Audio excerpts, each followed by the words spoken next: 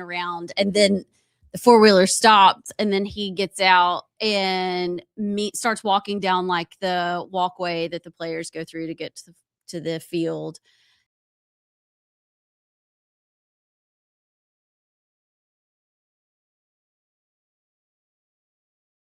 And they jump up and hit the champion thingy. And but then, okay, so everybody's fired up. I was even fired up. I was a little starstruck. And then he gets out on stage. Remember, I graduated from Tennessee, and everybody we were with knew that. And I kind of wanted to shrink because Morgan goes, yeah, I figured y'all might be a little upset about this Tennessee fan being on stage. So I had to bring out Saban. And people started booing. I was like, oh my gosh. Oh, shoot. Like, anyway, the concert was good. And I'm curious if you went or if you know anybody that was there. So we had, this is just if you ever go to another concert at Bryant-Denny, we were in really great seats. They were like box seats, which is awesome. Cause I'm like, okay, you got your, the bathroom, the lines, all that. The acoustics were terrible. Yeah. Wait, really? It was awful. So we actually left halfway through. And the people we were with had a condo there. So we went and sat on their balcony and just listened from the balcony. And the sound was so much better from the balcony. But I think it's the way the concrete overhang, which is kind of nice because it was raining. But the echo. So if you ever go to a concert at Bryant-Denny, just go down. Don't get the fancy seats. Hindsight, go down. Be in a normal concert venue. I'm hoping it was way better. But we left halfway through because we could not hear. Everything sounded real mumbly. Well, yeah, the football stadium, like it's so not, it's not built for sound. So that makes sense. I'm honestly a little bit surprised that Alabama even allowed that to happen, to be honest with you. Like the concert in the first place. Why? Just because, I don't know. Well, I think maybe like prime Saban years, he would not have been a huge fan of that happening. I mean, it messes up the field, and then also it's just like a big, I don't know, it's like a big circuit. It's with Alabama's like, we are the standard, we are tradition. Like it seems a little bit unorthodox to have Morgan Wallen on Bryant-Denny. But I was talking with somebody about the thing. It makes sense to do it the weekend after A-Day because it's that little short window before summer practice starts and the field's needed. So I bet they told him, if we're going to do this, you have like this 2-week window and then that's it. But I was also surprised that Saban walked out. Well, I kind of have to remind myself post-coach Saban is probably a lot more chill and lax than the Saban I grew up with. But it was still funny to see him walking out and jumping up and hitting the things. I don't think Saban would have done that like 5 years ago. It looked fun. That's all I got. It was fun. I didn't know that the walkout was a whole thing, though. Yeah, he always walks out. I mean, I think when he was at Tennessee, it was like Peyton Manning, and it's always somebody kind of famous, kind of cool. I wish he had come out on stage. I guess they don't come out on stage, but I don't know. I'm a huge Morgan Wallen fan, but he just did not sound great. But it was fun. Then the rest of the weekend was kind of a bust. We were so tired. Tuscaloosa will take it out of you. So, and anyway. But it was good. Glad to be back with y'all. What did y'all do this weekend? You played golf? I did. The first time that my dad and my brothers and I have all played golf together was Sunday. We played Bentbrook. It was fun. I did not It's play a good great. course. Yeah. It's my first time playing since January, so I did not play very good. But did your dad drive? Did he drive the car? Did you guys walk? He drove the car. Yeah, my dad. So he's got back issues, but he tries to space out his golf, because he can only play a certain amount of times within a short window. And he played my uncle, his brother had somebody that was in town that wanted him to play with them. So he did. And then my dad had a scramble like 4 or 5 days later after that. And my dad called me on like Monday of last week and he goes, he's talking like an athlete. He was like, my status right now for Sunday is doubtful. And he did not. Yeah, he was struggling. He did not play, but he drove the cart and watched me and my brothers play, but it was fun. He's so competitive. Yeah, he went to church with me Sunday morning and he was talking to Amy Beth and Chris. He was like, I can't play today, but even if I did, I could still whip their rear end. And I was like, he's right. He probably could. Oh, yeah. He's that good. But yeah, it was fun. Cool. Did you garden and watch birds? I gardened, you guys. and I must tell you, it was delightful. My front yard is dramatically improved. I had some little hands helping me, which makes it even more fun. That's so cute. And then I burned the pizza last night. Note to self, don't put Parmesan on the pizza prior to baking. Wait until it's out. But I know my husband loves me because I failed so badly, and he ate the charred pizza anyway. The crust, perfection. The top looked like I had just lit the whole thing on fire and said, here, dear, eat some pizza. So that didn't go well. And that's it. We started, I don't know if you guys watched the show. It is great. Paradise. It's about the people that go in some event happens, and they go into the mountain in Colorado, the mountain, the bunker that's not supposed to be, but it is. We watched it last season and started season 2 last night. Thumbs up. And then it was great. Highly recommend. Go watch season 1 so you know what's going on. And then watch season 2. A man is searching for something. It is great. And then Shailene Woodley. Yeah. Is that how you say her name? Yeah. Is in season 2. Excellent. It's a good show. I recommend it. Who'd she date? Aaron Rodgers? Aaron Rodgers. And then they broke up. Yeah. So that's all. Like, not, of course, church in the morning where we got to see JP's dad. And like JP said, he said, I obviously can beat my boys. I'm like, you know what? This sounds like talk between all fathers and sons until the end of time. Forever and ever. Yeah. Well, we did watch one, and it's the most random. Y'all are going to be like, what in the world? But you're just going to have to trust me. And I don't know why Jared Sinclair stopped on this, but last night when we got home, his family came over for dinner, and then we were just zonked just because we stayed up till like 1 a.m. the night before. We never do that. Like that's usually in bed by like 9. Anyway, he stopped on Netflix. They have a Noah Kahan. You know Noah Kahan? Mm-hmm. Who's that? Noah Kahan. He's a singer, and he's his first album was Stick Season, and you would know his songs. I don't know why Jared stopped on it. It was the best documentary. It kind of follows him through his life and his struggles and his parents' marriage. And I mean, he's not a believer. He's not a Christian. Our worldviews are very different. But I don't know why it was so good. I haven't laughed that hard in a long time, but it was very emotional too. And just kind of the human side of it and what he struggles with. And you look and you see, I think it's a tendency with celebrities or athletes or whatever. You think they live this perfect, charmed life. And, you know, they're just people too. Yeah. And they have the same struggles. I mean, he talks about his body image struggles and his parents' divorce. And I don't know. It's just really, really, really good. Random, but good. You're such an old person. I am. I was going through this amazing documentary. Yeah. Well, I mean, it's about like That's true. Pop singer. That's true. But he makes fun of himself.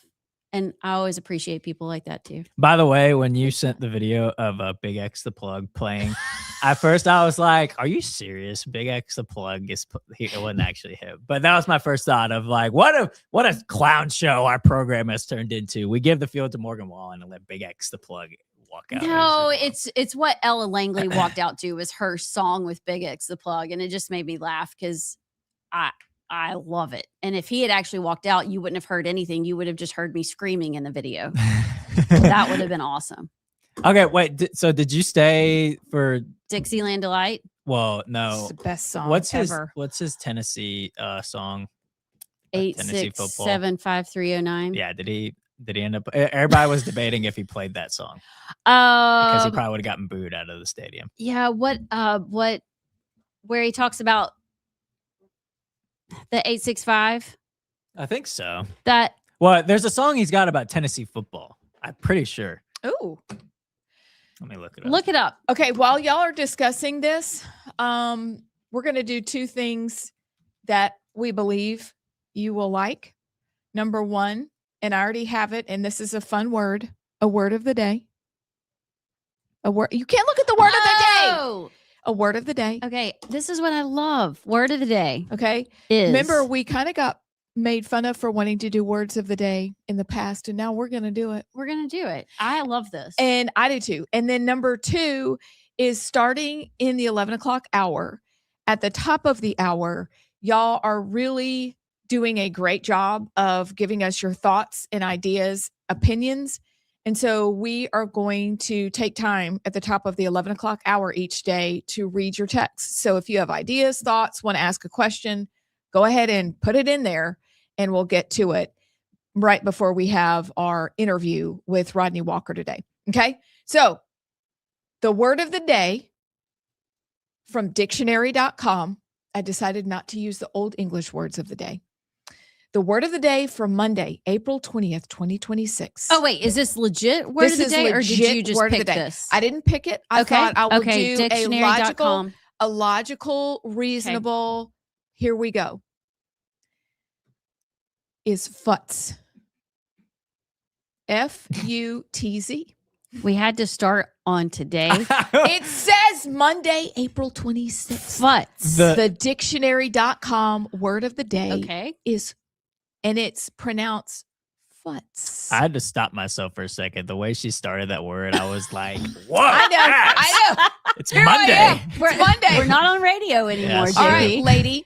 Okay, futz. What does futz mean? Okay, you ready? Futz. It's a verb. Okay, I'm Okay, futzing futz around. Yes, actually, Allison, meaning to pass time in idleness. You don't really futz around. A pastime in idleness, often by fussing over minor things or tinkering.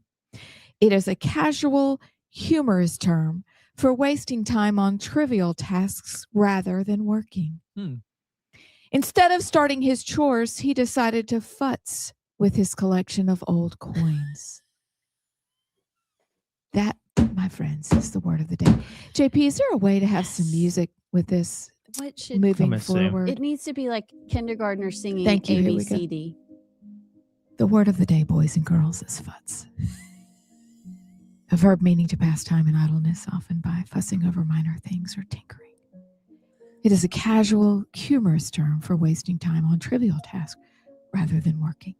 And the reason I'm repeating this is because Allison said on Friday that if you repeat a word 38 times, then it'll go into your brainicle and it'll be part of your lexicon. So, ladies and gentlemen, see if you can use the word futz in a sentence today and you'll be winning. All right, we're going to use it during the day today. All right? Be careful saying this word 38 times over and over But again. you though. want to be very careful because you need to pronounce the whole word. F-U-T-Z. Futz. Futz. See, if you say it like that, it's better. Futz. But it's a fun word that probably your grandmother used. And it's dictionary.com. I did not make it up. It was her idea on Friday. 38 times apparently from a podcast she listened to on linguistics. And here we are, presented to you. Brad from Crimestone County, you are up first, sir. Well, You this must text in and use it correctly in a sentence. Ian from Hartsville beat me to it, but there's another word for this called piddling. Piddling? And there's a girl, Piddling. there's a redneck girl on Instagram that's super popular. And I think she's the one that coined the term, where she called it piddling, where you walk around, you don't work, you just do like little tasks, like clip a couple of, edges on whatever, walk around, blow off a sidewalk here, walk around, and you just That's spend called time doing- ADHD. Yeah, but see, it's What I called have. piddling. Piddling. But futz is the fancy word for piddling. I like so we'll it. go with I like futz. it. Like both words, guys. You can use either, but I dare you to use it in a sentence today, properly enunciated. It will probably bring delight to your listeners' ears. That's the perfect first word because honestly, we probably need to stop futzing around and get to some news. That was good, We Sinclair. do futz a lot. We like I to futz. am a Herkle-Durkler and a futzer. It's true. That's true. I It's true. probably futz more than anybody. So the podcast I was listening to was about articulation and how to articulate your thoughts better. And they did say we only have about 2,000 words that we use regularly. But we know 38,000 more, but we have to stop and kind of gather them as we're speaking. So to make them part of your 2,000 word lexicon that you use in everyday language to make you sound smarter, you have to use it 38 times. Futz, futz, futz, futz. Careful. I think it has to be within context, though. It does have to be within All right. context. Clock it. We're futzing today. Okay. So there you go. Word of the day, dictionary.com. See what you can do with it. Oh, okay. Don't ever say we don't do anything for you. Okay. Okay. Now, quickly, Very quick. quickly, like 2 minutes quickly, so that we can do. You want to do the montage this break and then unravel it all in the next? No, we go to 10:25. Yeah. We got a 10:24, but do we want to go to the Twix and see what's trending on the let's Twix? see what's trending Okay, on the no Twix. crying today. All right, no crying today. Oh, okay. That was your fault. So your fault. My JP. fault. Yeah, you did the story. Well, Allison wanted. Yeah, to I do made him story. do the story. Okay. Okay, here we go. We don't live in Kentucky or Georgia, so we don't care. Which one of these pops out to y'all? So I think you've got Kash Patel in our montage. So We let's do. skip that one. Do we have anything about the California hospice? Did y'all see this? So if you haven't been keeping up, Nick Shirley, the journalist who exposed the Minnesota fraud, he also exposed the hospice fraud in California that's been going viral. So how does California and their state legislature respond? They introduce a Stop Nick Shirley bill. Except I thought that Nick Shirley wasn't telling the truth about the hospice fraud. I thought Nick Shirley was just a big fat liar who was making stuff up. Or was that not right? true? And- I mean, am I wrong? No, that's exactly been the messaging. Yeah. Here, let me see if I can find the here's a video of him. He's talking to these legislators that are trying to introduce the bill, and he's confronting them about it. The bill AB 2624, why would you sign off on that? It's a direct violation of the First Amendment, and it makes it harder for people to expose fraud here. We have Ledge Council. They check the constitutionality of all our bills as we're writing them. I work on fraud issues. You'd know that if you look at some of the work I did on the budget subcommittee. Amazing. So Mia Bonta, her husband's Attorney General of the Attorney General of California, and it was only until I exposed fraud that they actually cracked down on the fraud and made some arrests here, especially with the hospices. And do you know that if this bill were to pass, it'd make it illegal for someone to go after fraud, especially if it's based off of immigrants, for instance, the Armenians in California? No, I think that that's a misinterpretation of the bill, but I'm happy to talk with you more about it. And Don't you fraud and worry. investigations into fraud are something that's been happening for a very long time. The Attorney General handles those cases. You This think is it's an a little ongoing weird issue. that the wife of the Attorney General, Mia Bonta, is now pushing this bill that literally goes against the First Amendment? No, I actually don't. I don't think that this bill violates the First Amendment. I mean, Really? that's the whole purpose. We have Ledge Council and Ledge attorneys that talk with us about this. Constitutionality is really important to the work. So your bill criminalizes publication of images recorded in public. Do you believe the government has the right to punish journalists for filming in public space? No, I think that is a complete misinterpretation of. Okay. So yes, the Stop Nick Shirley Act. It would criminalize journalists with misdemeanors, $10,000 fines, imprisonment, and content takedown. Well, remember what they tried with David, is it Dadalin for exposing baby body part sales in California? Mm. And that only recently was dismissed, but he was charged.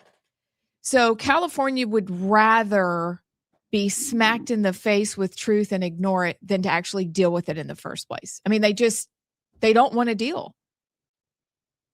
But to have this much fraud in a dump of a state like California,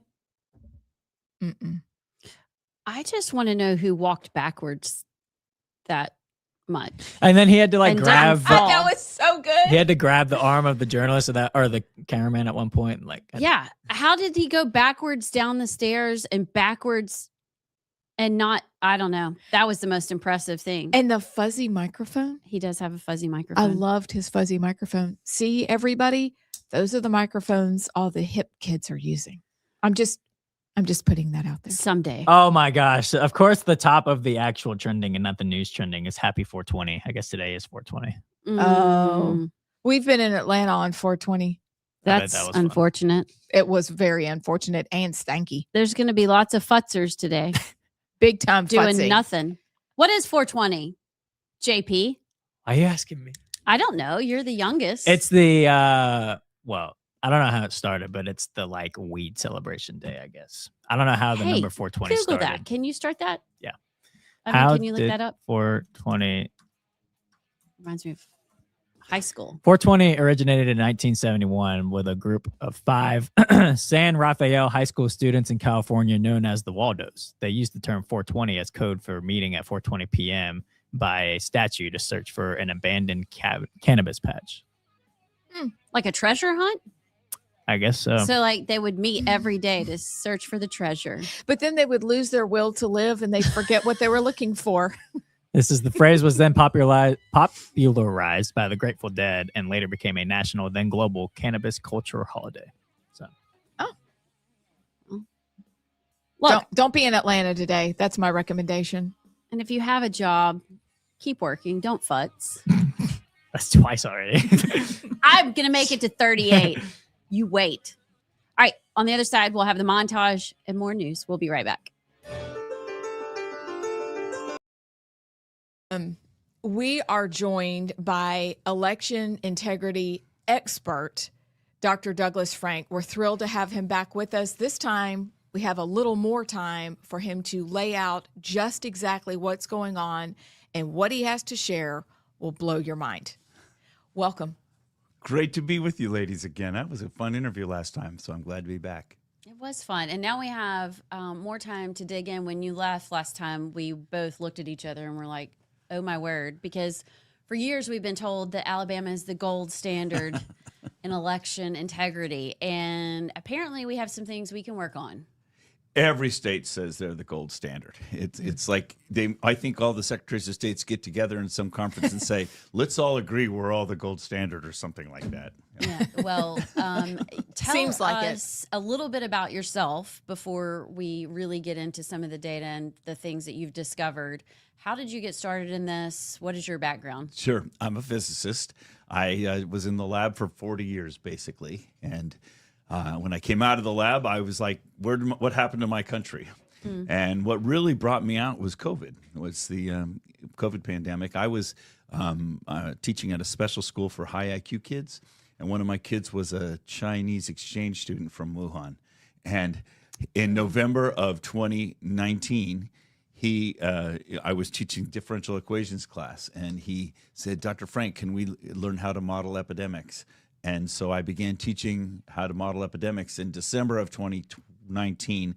And then the Wuhan epidemic took off and we modeled it. And then I was modeling it in America. So everybody got to know me across the country because of my COVID modeling. I was modeling every country, every county in the country, and 30 countries, and I had like 150,000 people coming to my websites every week to how many people are going to die this week in our county. I mean, it seems morbid, but it's all mathematical. Epidemics are mathematical things. And so that kind of brought me into the public eye. I was in the public eye once before because I was nominated for a Nobel Prize in Chemistry in 1990 for one of my discoveries that got on the cover of Science and Nature and things like that. So What'd you discover? Yeah.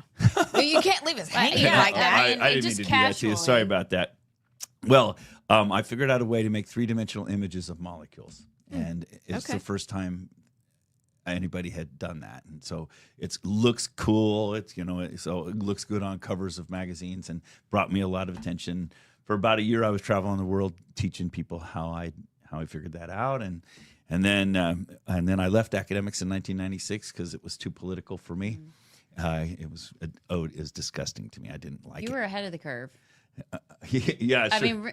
mean, truly. in 1996, we thought the world was great. Yeah. Oh, Well, I was in Cincinnati too, and Mark Twain wrote about Cincinnati. He said, when the end of the world comes, he wants to be in Cincinnati because everything happens there 10 years later.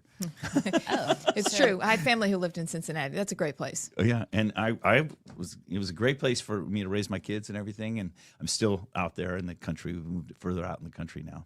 So I have a lab out there. That's where I'd be right now, being a physicist out in the country, except that then the election happened and Mr. Lindell discovered me and then Mr. Trump. And so it's like now I've been thrust into this debate on elections. And I guess one of the next big thing was that when Pennsylvania did their audit, Doug Mastriano asked for an audit at the end of November of 2020. I was brought in as one of the 6 people that did their state audit because I'm a numbers guy, and they knew I was a numbers guy because they'd seen my COVID stuff. So that's really what thrust me in. Then Mr. Lindell discovered, he made a documentary about me called Scientific Proof. It was his second documentary. And then Trump featured me at his first rally after he was out of office in Wellington, Ohio. So suddenly tens of millions of people knew who I was, and everybody was saying, Dr. Frank, come help us, come help us. And here I am. Although in those days, we thought it was just going to be a 6-month job. Yeah. All we have to do is show everybody what's going on, and everybody's going to go, oh, no, we have a problem. I got to fix it. That's what we thought. And I spent most of 2021 meeting with secretaries of states, AGs, hacking into their elections right in front of their faces, showing them that they were not the gold standard they thought they were. And it was quite a eye-opener for me. I mean, when I'm a scientist, to me, you set up an experiment, you get the evidence, you present the evidence, and everybody goes, okay, now we do this. I was just assuming if I show everybody the evidence, that they would react accordingly. Why don't they react accordingly? I think there are multiple reinforcements of the current system. The first one is the oldest story ever. Since when does government relinquish power to the people? Governments centralize power. And right now in our country, the elections in every state are centrally controlled. They've been steadily, incrementally over about the last 25 years, just become centralized. Your own local clerks don't control or do anything anymore. They think they do, but they don't. Hello and welcome back. Happy Monday. I'm Amy Beth Shaver with Allison Sinclair and JP, and we are the Right Side. You guys, you just won't believe the fun we're going to have this week. That's all I'm going to say. We are going to talk to Rodney Walker at 11 o'clock. We are going to check out your texts and deepest thoughts. Maybe some of you have used the word of the day. And then we'll get to the 3 after that. I think everybody should have to, if you text or comment in, you should have to use the word futz in your text or comment. You should. Sorry. F-U-T-Z. That word.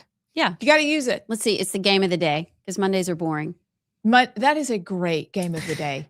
And I even have a question, not just a word of the day, a question, but I'm going to save the question for later. I wrote it down. Guys, See, I was prepared. If we want to be taken serious, we have to stop futzing around. Focus. You have to. You're right. No more futzing. No more. You can't say both those things together. Sorry. Have I shown you that video? I showed you. The you have to focus. Yeah. Yes. Okay. It was in our State House video. Yeah. Yes. Well, yeah. In front of everybody. There it is. You did it. There it is. Okay. You could be. Never mind. All right, guys. People love that video. They did. Such a fun video. Okay. Are you ready for the news? I am. Okay. Time for news.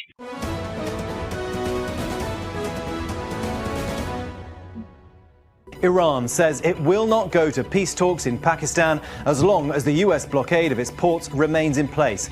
Those talks were meant to begin today, but over the weekend, US forces seized an Iranian-flagged cargo ship near the Strait of Hormuz. That seems to have derailed the process, and this morning the Foreign Ministry spokesperson claimed the US is not serious about pursuing the diplomatic process. We have a gigantic opiate problem in this country, obviously. And there's more than 5 million people that are addicted to opiates right now in this country.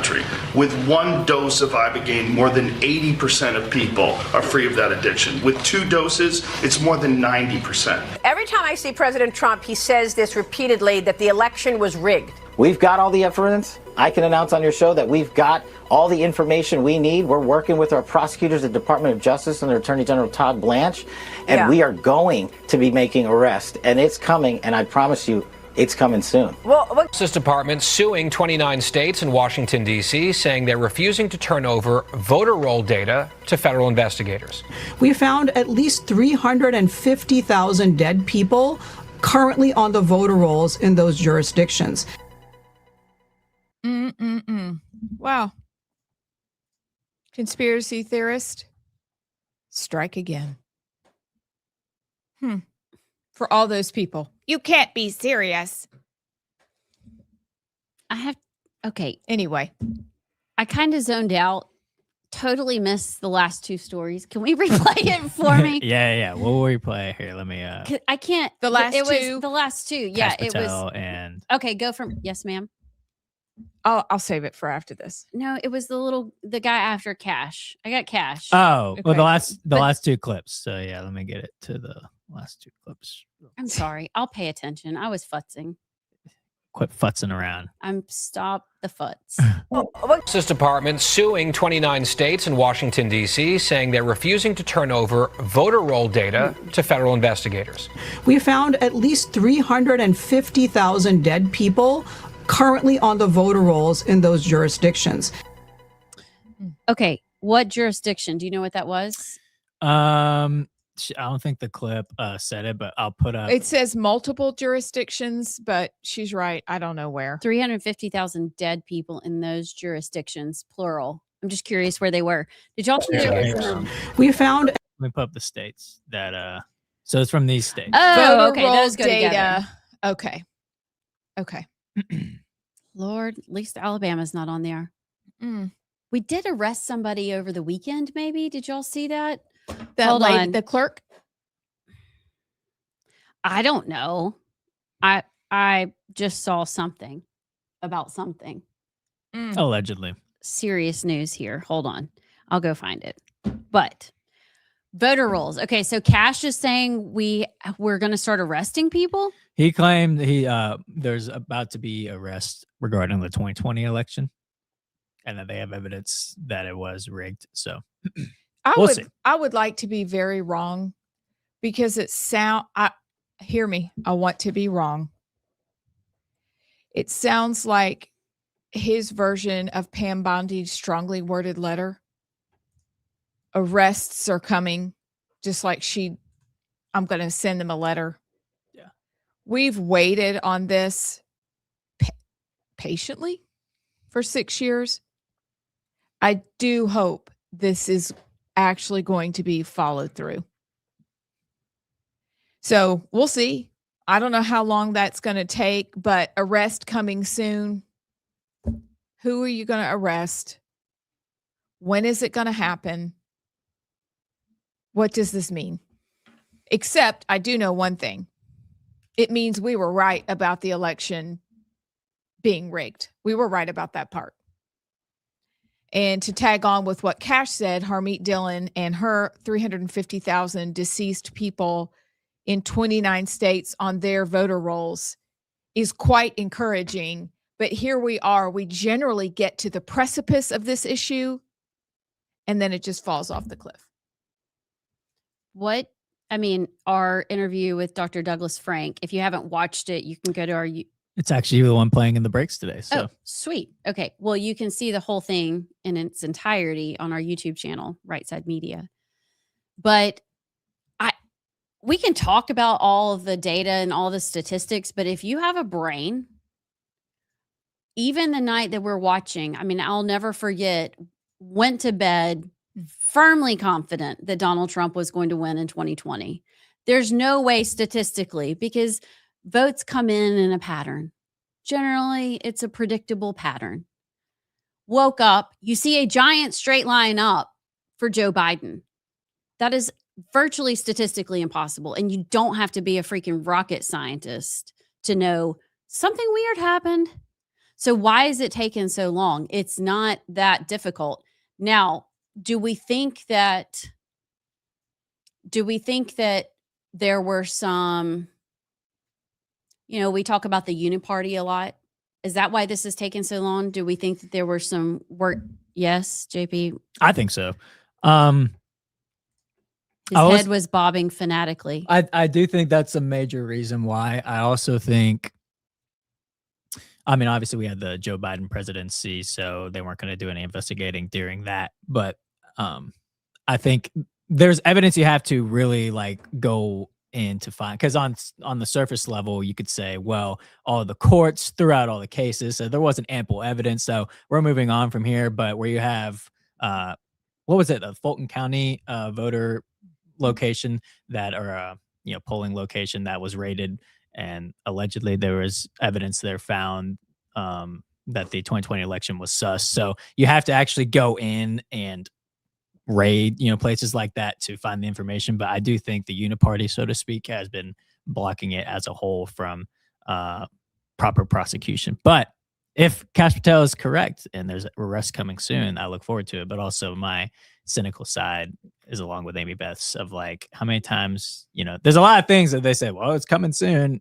We're going to Comey is going to be arrested soon, all this, and then nothing happens. So here's what will happen if we don't take care of this. And this is perhaps why so many of us are frustrated. Did y'all hear James Carville and the stuff he's tossing around about what's going to happen when they get back in office? Yes. Please read it, though. Oh, it is distressing. We had mentioned it a little bit last week, but I forgot to save the report of what he said. This is why election integrity matters, and it matters that Kash Patel follows through. It matters that Harmeet Dillon follows through. This matters. But here's what James Carville says on the Polycon podcast. Number one, they want to grant statehood to D.C. and Puerto Rico, because that's how he talks, so that the Democrats can unlock 4 extra seats in the Senate. They want to pack the U.S. Supreme Court from 9 justices up to 13 justices, adding another 4 left-wing justices on the court. Reopen the U.S.-Mexico border and grant mass amnesty to every single alien currently inside the United States. And so his advice to Democrat politicians, don't run on it, don't talk about it, just do it. That's why getting this right, prosecuting people right there in public so we can see it, that's why this matters. Because this is terrifying, but guess what? At least they're telling us what they're going to do. And you know what? When Democrats say they're going to do stuff like that, it normally happens. And what are we what are we left doing? We should all get along. We should be nice. Let's be unified. Well, things are happening. This is what David Harris Jr. and I follow. He's still kind of around. I don't hear as much about him anymore, but he posted this weekend that, and I didn't hear much about it in the Alabama media, but he said former Fort Deposit, Alabama Mayor Jacqueline Boone celebrated as the first Black female mayor, and city council candidate Stephen Thigpen have been arrested on voter fraud charges for the unlawful use of absentee ballots in the 2025 municipal election. Their wins were thrown out due to irregularities. Special election followed. And it says this is also the same county where Kamala Harris won by over 2,000 votes. I mean, there are things we can do on a state level. And I know that Wes Allen has arrested some people, the Attorney General's office. But it's obviously not happening quick enough that our voter rolls are getting clean, but it's not happening quickly enough. If you go and listen to that podcast again with Douglas Frank, he will walk you through. We chose Shelby County because it's where we live. It's the reddest county, I would say, in the state of Alabama, and it has major issues. So there's more work to do. What we need to do, because on Thursday, unless we do our super fun Odyssey journey, Catherine Engelbrecht from True the Vote, 2,000 Mules, she's going to be on Thursday. We might have to bump that back. But it would be really interesting to talk with her and see what she feels about these latest developments. I don't know why. Is it a midterm thing where all of a sudden we have to start talking about doing these things again? Does she think anything will happen? because there's nobody that put in more time investigating this than Catherine and Greg Phillips and with True the Vote and 2,000 Mules. And they have literally gone to prison over it. So it will be great to talk to her. But I don't know. To me, don't want to be a panican. What do they call it? Panicans. Panacean. You know what? Phil and I, our panicking sound effect was. I love it. Well, it's appropriate. I don't want to be like that, but there's part of me that goes, this is just a midterm talking point because they know it fires up the base. You're right. You're We'll right. see. So is it a strongly worded letter, cash style, or not? Time will tell. I'm wrong. Exactly. Like, really? Please. We want to be wrong. Be awesome. Okay. All right. So, beyond that cheerful bit of news, and what do you guys think about it? Like, really, what do you think? The Iran ceasefire that wasn't. Thoughts? Once again, wasn't. This is the second time there's allegedly been a ceasefire, and then, but You said allegedly wrong.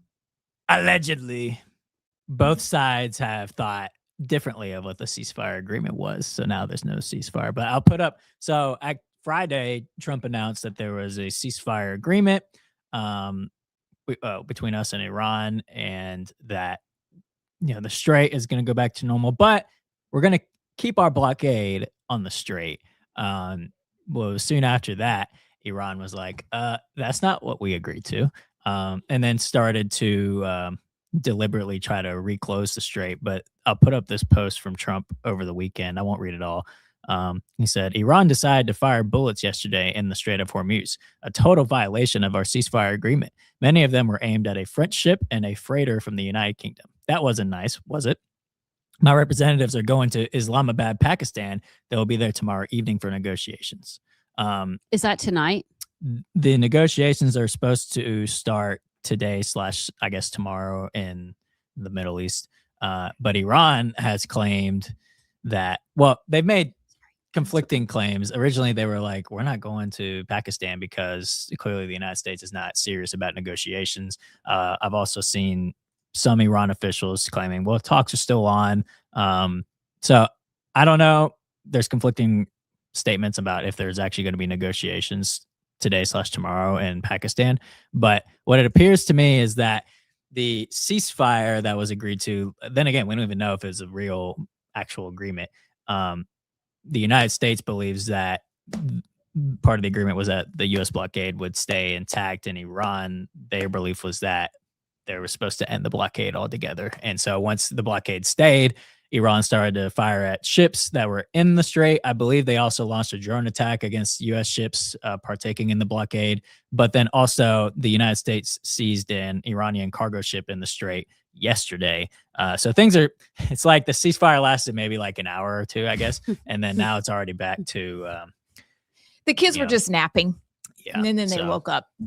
I don't know. It's so frustrating because every time we get close to an agreement, it's like, we got an agreement, but it's this. And then later Iran's like, that's not what we said. And then it's like, ceasefire over. It happened with Israel was supposed to stop bombing Lebanon, according to Iran, and they continued. And then that ended the first ceasefire. And now the U.S. not stopping the blockade ended this ceasefire. So it's just like we're talking past each other, which I guess is kind of the norm when it comes to stuff like this. But I don't know. We'll see. My hopes of anything coming from these talks today / tomorrow, if they even happen in Pakistan, aren't very high. And if something does come from it, they're just going to disagree about what the agreement was, and it'll probably last like a day, maybe. So, do you wonder how much propaganda is coming out of Iran toward us versus us toward the, like, what's the propaganda situation? When I hear the news now, I'm so cynical that I'm like, who's telling the truth here about what's going on? Or is that just me? No, I mean, that's a good. No, I think that's a legitimate question. before that, let's go back a step. I need to know who we're negotiating with. Does anybody have a name of who we're negotiating with? A people, leadership? I mean, is it the guy in the coma? Is he still alive? He is. I think the last I saw, he's doing like meetings via Zoom or whatever. So he's not in a coma anymore. But this is according to the New York Times. An Iranian delegation is making plans to travel to Islamabad on Tuesday for negotiations with the United States. Mohammed Bagher Ghalibaf, the influential political and military figure leading the talks, will attend if Vice President J.D. Vance also attends. Okay, but last time they all met, they spent 21 hours with J.D. Vance and company talking, and then said, well, we really can't agree to anything because we don't have the power to do so. So what are we doing? And how can Trump actually believe what they're saying when we don't even really know who we're negotiating with or who we need to be talking to? It's like they just send these random people, and then I don't know. I fear. Can you hit the panicking button? Trump's just like that Trump is being played, but he's smart. So I don't get it. I don't know. I don't know that he's being, I don't know that he's being played, but I think that we are dealing with a group of people that we've talked about at length, that they must, it's not different than Trump. They have to maintain power and control. And I don't know if we're thinking about it from their point of view, from a Middle Eastern point of view, that they have to have control. How do we ever get out of this? Because their pride, their ego, yes, they will not let this go. Yeah, you're right. Even though it is going to make life more expensive for everybody, they seem to be willing to do whatever it takes to maintain that power. And unless somebody gives them a powerful way to bow out while maintaining some sort of dignity, then I think there's going to be an answer. But right now, it's going to constantly be. Now I go back with J.D. Vance and listen to what he said again, and I go, oh, all right, if Mr. Harvard can't negotiate with them, this is wholly other. Well, what I think, and I could be wrong, but since we've had two ceasefires that have fallen through kind of in the same way, my guess would be, I mean, obviously the United States can't bow out of this without having something to declare a victory, because the strait was open before the war. So just reopening the strait is not enough to declare victory. So we got to leave with power. And actually, like, I disagree with starting this conflict to begin with, but I do agree, if we're going to bow out, a proper way to have deterrence globally is to pull out the right way and in a position of power. So what I think has happened is there's been agreements, ceasefire agreements, that maybe terms were said that aren't legally binding, sort of like, yeah, we'll have Israel stop bombing in Lebanon. Yes, we'll end the blockade. And then Trump is just kind of like, well, sorry, what? We didn't say that. And keeping, that enforced and trying to think, well, we're the United States. They're going to have to make us stop. And then Iran is maybe surprising us a little bit in terms of their willingness to actually, like, oh, well, no ceasefire. Okay, we're just going to shoot at French and UK, ships passing through. We're going to launch drone attacks against you. Ceasefire's done. Where I think maybe Trump's art of the deal expected them to be like, oh, you aren't actually stopping. And then Iran's not actually able to do anything to make us stop, if that makes sense. So I don't know. I think Trump's art of the deal is maybe saying something in passing to try to get a deal done, but then, okay, we're not actually going to do that. Make us stop. And I think they're maybe a bit surprised by Iran's willingness. Like you said, they're backed in a corner and they are fighters. And I think that's what's happening in regards. I don't know that Iran has the ability to work in a good faith effort with anybody. Right. They have no moral compass that holds them to anything they say. In fact, it's the opposite. They can lie and say whatever they want, and it's noble. That's the problem. That's right. Here's my retort to that. I agree. why would they reopen the strait without actually having something that they want? So like, I understand they're not moral, but they're also not stupid. So it's like, if you've got control of the strait, you're not reopening it unless you get the terms you want, you know? So I agree with that. And I'm not saying they're fully trustworthy, but if you've got something in terms of leverage, you're not giving that up unless you're promised something that you actually like. And if both times they thought they got something they liked, and then immediately when it turned out to be otherwise, they just started, that makes me think that at least they thought they were getting terms that they wanted. But again, like I said, I'm not saying the Iranians are fully trustworthy, but why would you give up your leverage unless you're actually getting, or at least think you're getting what you want? So, and this is the other part of it. It's the fog of war. Who knows what's correct? Like, it's he said, they said, you know, who knows what the truth actually is. So. Well, there you have it. I will have to go and listen to Victor Davis Hanson, one of the great minds on the planet right now, on his daily signal, because he has a lot to say about this. And I just haven't had a chance yet to explore that space, because you hear what everybody else thinks. But I kind of want to hear from an older guy who's fighting cancer and see what his perspective is, because he's a historian. Like, what are we missing that he can see that we can't? You know, hopefully something, because it's not really making a lot of sense. Mm-hmm. Trump looks like he's futzing around, but that's not his nature. Is that 4? It's 7. No, it's actually. Aren't you set 9? 48. It is part of my lexicon, y'all. Watch out. I love it. When we come back, we'll have your texts and your comments. Remember, use futz. And then we'll have Rodney Walker. We'll be right back. That's a strong motivation. Also, it centralizes the outcomes of your elections. I said electrons. You put me in science mode there for a minute, and so because I was using. No one blames you. You want to go back to simpler times. I get it. Yeah. I mean, I since I was a boy, I read Wrinkle in Time when I was in 3rd grade, and ever since then, I've wanted to have my own physics lab in the country. I do, and that's where I'd be. But except my country went away, and so I have to. I'm a patriot. I have to fight for my country. You can't. You know, there are people dying for the freedoms we have, and I think it's our civic duty to step up and do our job. I mean, think about it. All these years I got to get government funding and scholarships to do all this great science work. You know, it's like I'm a blessed life. So it's my tour of duty, my turn to help.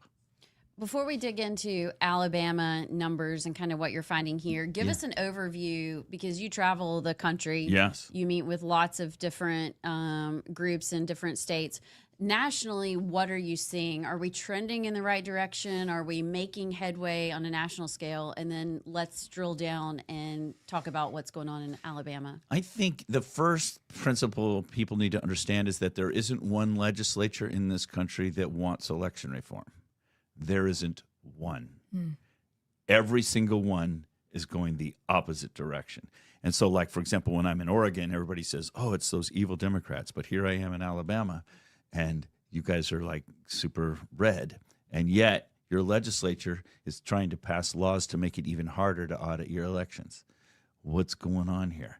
And you would think that in the reddest legislatures or reddest states, they would want to fix their elections. But you have a bill right now before your legislature trying to make it even harder for people to have access to your voter rolls. And you're already the second least transparent state in the country in terms of your elections. So it's like that's an eye-opener to people. Everybody wants to think that, oh, sure, certainly our legislature, this is in red states, so certainly they'll want to fix it. And no, it doesn't work that way. That's a big mind change for people to recognize that. Are you speaking about the bill to reduce fees? Yes. Okay, how does that make it more difficult?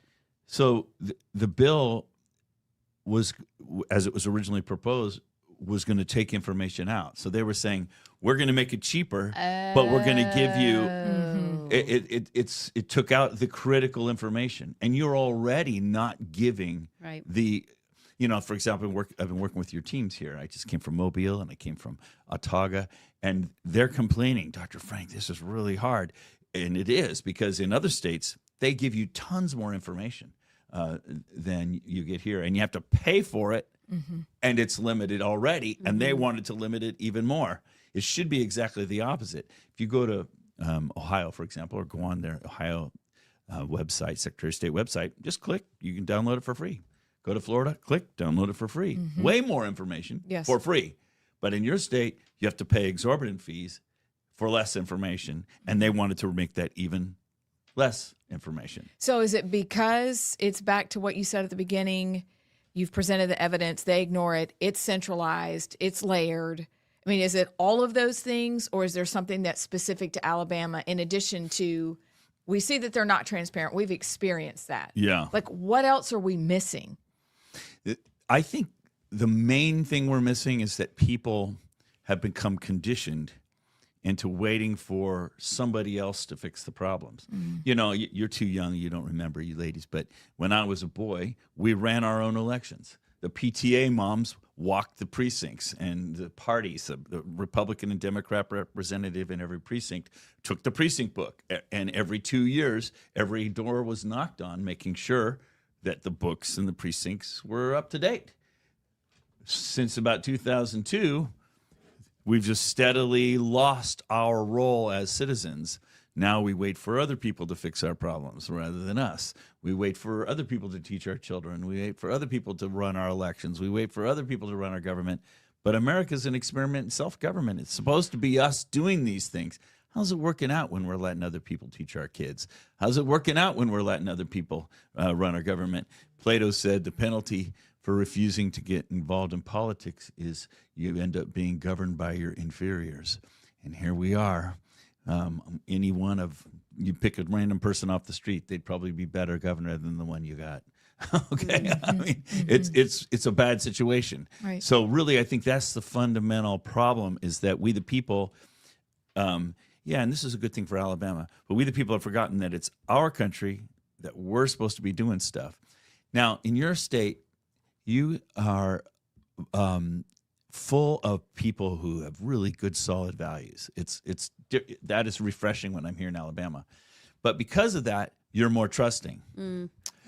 And because of that, you know, when I walk into a county and say, hey, your elections are all corrupted, they look at me like, no, our clerk is great. We love her. We go to church with her. Our kids go to school together. It's like, it's That like, couldn't possibly happen. couldn't possibly happen here because we're great people, right? I mean, and I get that. But what they don't understand is the problem isn't your people. The problem is that they are subservient to a system that's being imposed on you.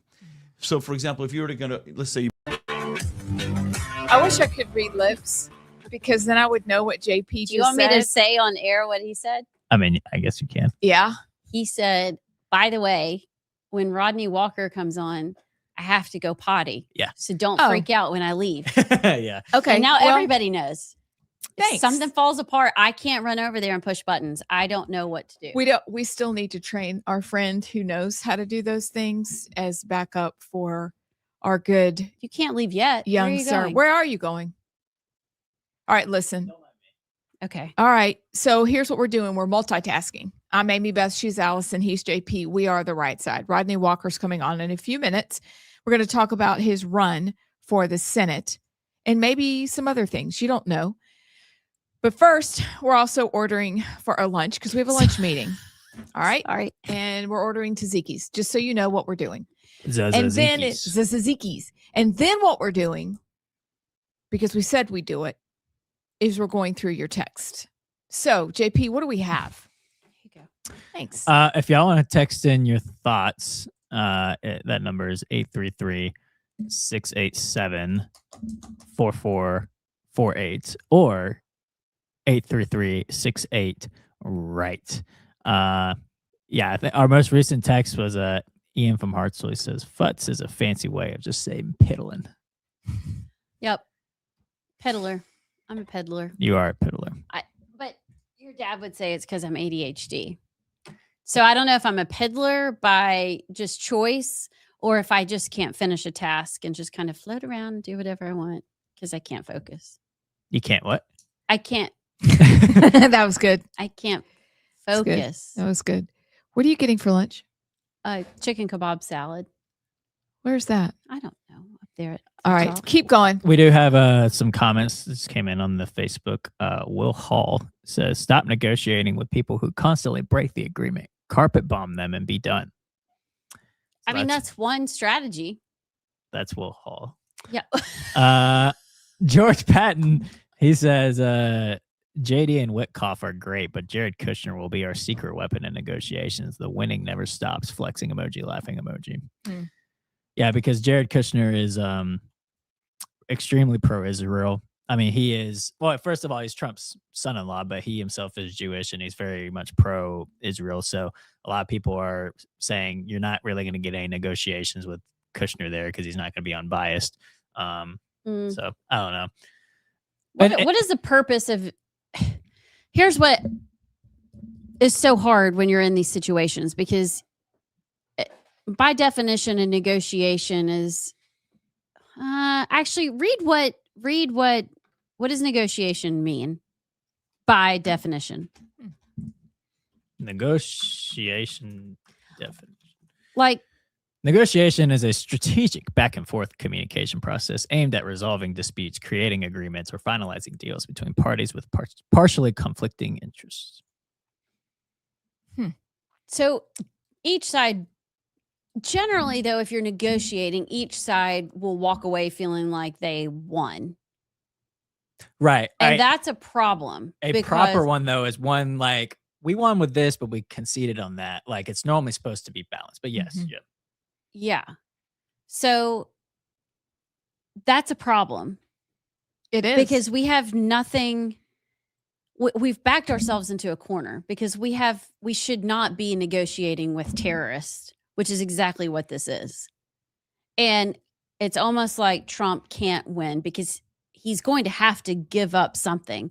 It's like the writing is on the wall and the carpet bagging. Is that what it's called? Carpet bombing. Bombing. Carpet bagging is not the correct term with this. Not it, you know? Okay. But that's okay. Do you know what I'm saying? So like Right. if we're in negotiations, that implies that we are in a give and take. Well, I don't really want to give anything to them. Right.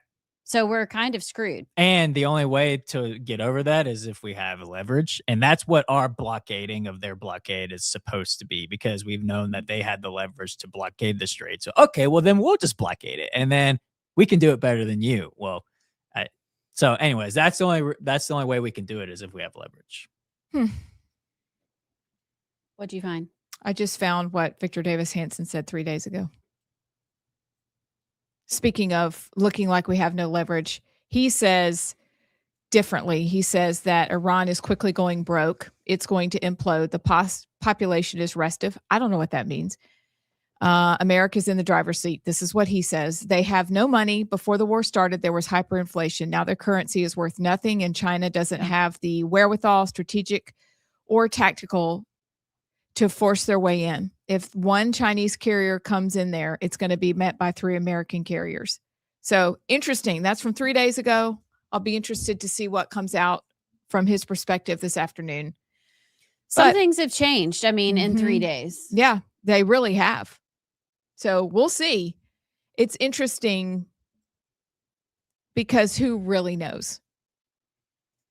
But I thought the blockade of the blockade was working. I mean, if you're not letting ships go in or out of Iran too, that's pretty clutch. I mean, you're shutting down all of their income and exporting income. That was good. What's that? That was good. That was good, Allison.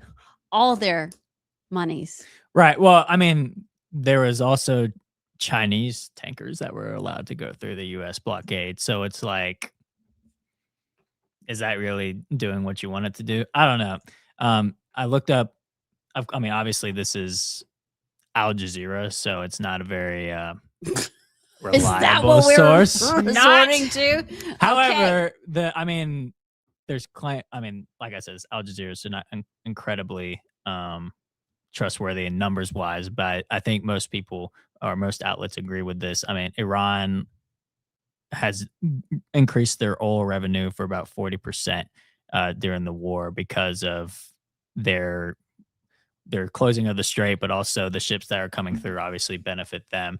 So I don't know. Maybe our blockade could help, but if we're still letting Chinese tankers come through, like I don't know. I don't know how effective it's being in that case. If it depends on who we're letting through, but it's not helping us either because our adversaries like Russia and China. I mean, Russia's oil is in demand again with all the sanctions out there. So I don't know. I don't see. I don't see this as enough leverage for us at this point. And also, sorry, just one more thing. If the inflation is hurting Iran, do you think the regime really cares about their people? Like, they just want to stay in. That's all they're caring about is their existence. How are they going to get money? I mean, surely they make money off the people. Well, right, but if you're increasing your oil revenue, and it's like inflation, like with the people, I don't know. Okay, so Trump signs an EO to fast track psychedelic treatment through the FDA. What did you think about that? Okay, I have heard a ton about microdosing psilocybin and some of these drugs for years. People, especially veterans that have PTSD and even if you're not a veteran, suffer with depression and kind of now you have to do it right. But apparently they're very effective at treating some of these mental disorders. I do not know. I know your phone is over here and you're over there and you can't get it. Actually, just come on over. It's look, fine. There we go. I also need you to text me your order. Anyway, I don't know. I think I don't know why sometimes we act like if it's manufactured in a facility and it's synthetic and the FDA totally regulates it and big pharma makes it, that it's good. That is not the case. And that these things that come naturally are inherently bad. That's not the case.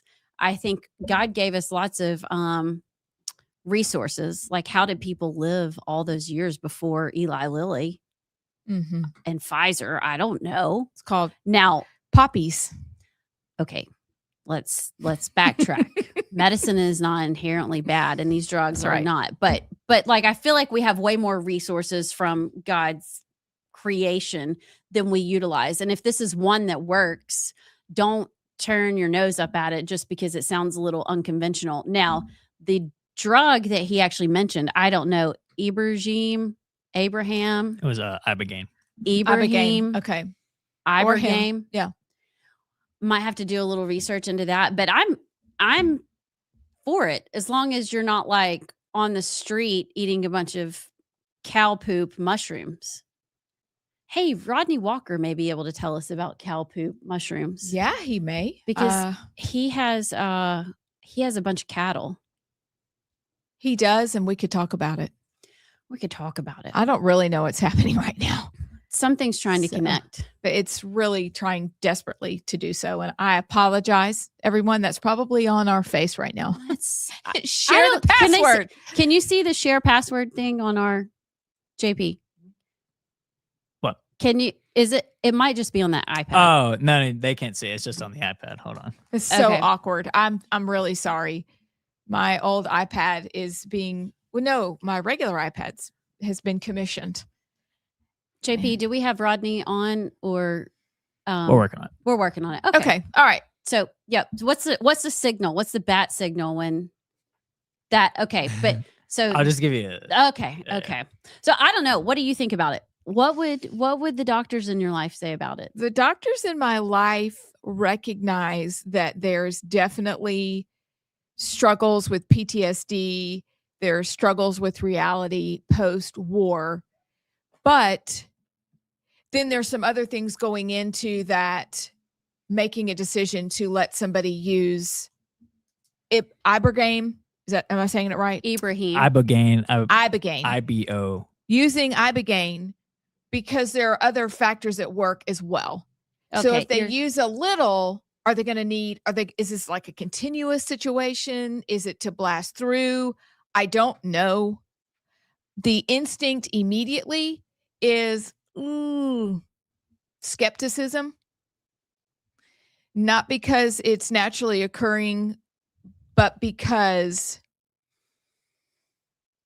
there's just skepticism. The doctors in my life are very skeptical people. Should we volunteer as tributes? I will not, but you can if you want. I think it's not something people think, oh, well, it's natural. You should just be able to do it and take whatever you want and not think anything about it. That's not true either. So I think you don't cross it off, but you don't go jump in and start eating those cow patty mushrooms and think you're going to be cured. Agree. Because I don't think it works like that. Because we have to recognize there are people who struggle. But because we live in a mental health, that's the label that's given to so many things you miss, and depression and all the things. It's offered up like chiclets these days to anybody who wants a diagnosis versus the people who really need help, who could benefit. Right. I can see that. But we have an over-reliance on medication, an over-reliance on diagnosing. And I don't know how that fits in the whole situation, along with people who may be prone to depression post-service in the military. So there's factors at work. I don't know how it all fits together, but I can tell you that I live with some very strong skeptics. JP, are we getting a thumbs up? Yay. Okay. All right. You want to bring him in? Abs? You're a bringer guys- inner. You guys, guess what? We are joined for the second time by Senate candidate and all around good American, Rodney Walker. Hey y'all, how's it going? Yes. Wait, what? You're still inside, but last time you didn't wear your hat. Well, I put it on special for you because I'm inside, because last time you had on the baseball cap and you said, "Where's your hat at? Where's your hat?" So I went out and got it, and here it is. And of course, you know that the computer would have these video problems. So anyway, I'm sorry for being a few minutes late. Well, we No. say it's the NSA. You know, they don't like us conservatives. So take it as a badge of honor that your computer is not working well. How are you doing? How's the campaign going? So I'm doing great. Thank you for asking. And also the campaign is going really good.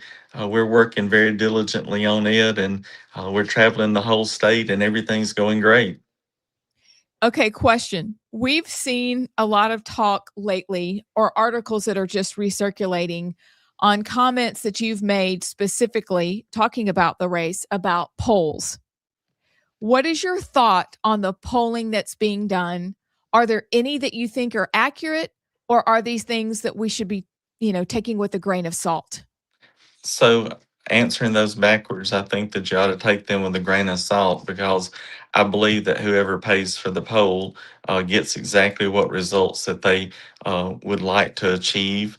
And then the one that just came out this weekend is done, it says in the article that it's done by an internal source of Barrymore's campaign. I don't mean to call people's names, but that's what it did say.